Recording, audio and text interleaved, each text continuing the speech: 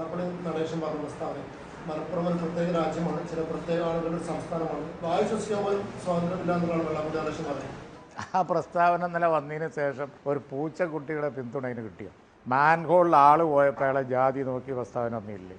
Attention കിട്ടാൻ വേണ്ടി ന്യൂസിനൊക്കെ വേണ്ടിയിട്ട് പൊളിറ്റിക്കൽ മുതലെടുപ്പിന് ഇത് ഉതകും എന്നൊക്കെ കരുതി പാവം ഇങ്ങനത്തെ പ്രസ്താവന ചെയ്യുന്ന കുറേ ആളുകളുണ്ട്. അവരറിയുന്നില്ല അവർക്ക് ഇത് കേരളമാണ്, കേരളത്തിലുള്ള എന്തിനേയും പോവുകയുള്ളൂ. ഇവരങ്ങോട്ട് പ്രസ്താവന ഇറക്കിയാൽ അവിടെ ഭൂമി കുലുങ്ങുമെന്ന് അവർ വിചാരിക്കല്ലേ?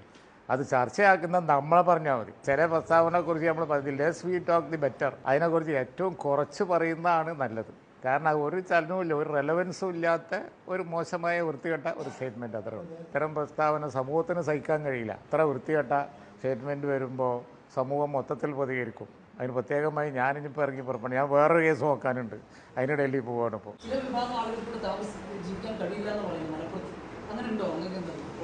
നിങ്ങളൊക്കെ ഇവിടെ മലപ്പുറത്തല്ലേ ജീവിക്കണേ? എന്താ വല്ലതും തോന്നിയിട്ടുണ്ടോ? നിങ്ങൾ മറുപടി പറഞ്ഞാൽ മതി, വിട്ടുകളയാൻ നമുക്ക്.